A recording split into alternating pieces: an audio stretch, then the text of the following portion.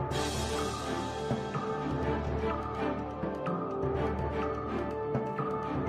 Jungle.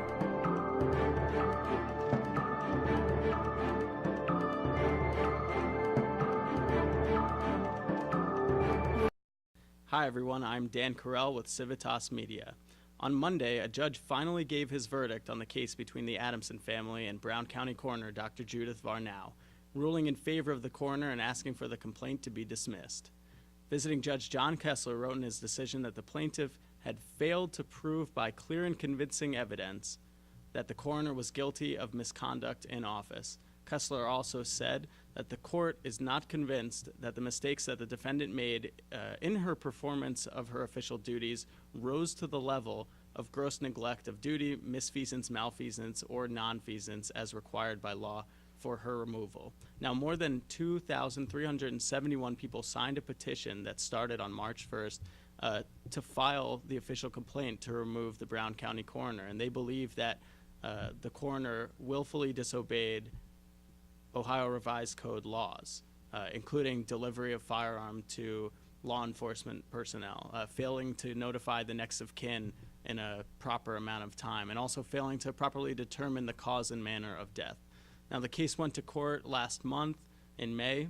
For 2 days, 19 individuals testified, 10 hours of witness testimony, and after that, Judge Kessler decided that the plaintiffs, that's the Adamson family that were backing the petition and filed the complaint, the plaintiffs did not, they failed to meet the burden of proof, is what Kessler wrote. And he said, removal from office is not something to be ordered lightly with or for a minor or isolated infractions. And in essence, even though Dr. Varnow may have made some mistakes in her investigations and in her death scenes, it wasn't really enough to get her out of office. Now, the Adamsons have said that they are going to take this case to the next level. They are going to appeal.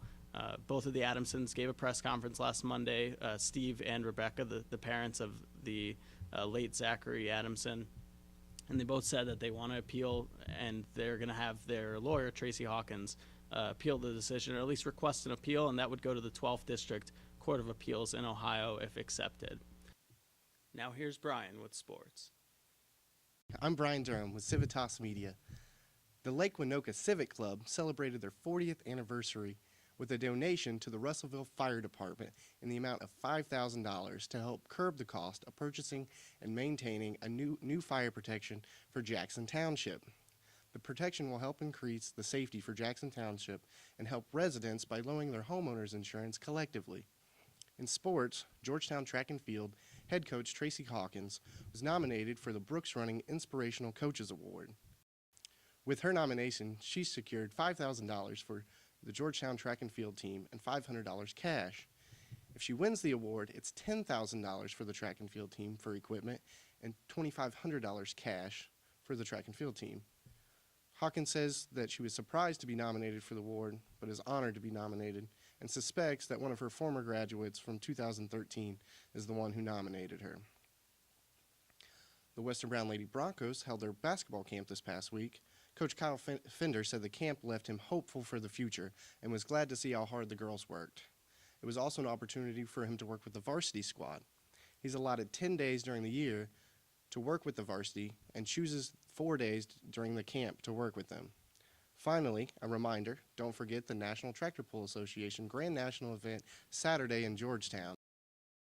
Now back to you, Dan, with your Ripley Boat Club story. In other news, in Ripley, the Ripley Boat Club got a lease extension now through 2059. So they have a lease for a long time now on their location, and they're looking into making some new upgrades. They had to go to Village Council. Paul Gifford, the Commodore, went there in person, gave a speech, and everybody pretty much agreed that this was a good idea to keep the Ripley Boat Club in town for the long haul. So they gave them the 30-year extension that they were looking for, and now the Ripley Boat Club can look into upgrading their kitchens, also potentially upgrading their parking areas, and maybe even getting a new boat down the road. Thank you, everyone, for watching, and see us next week.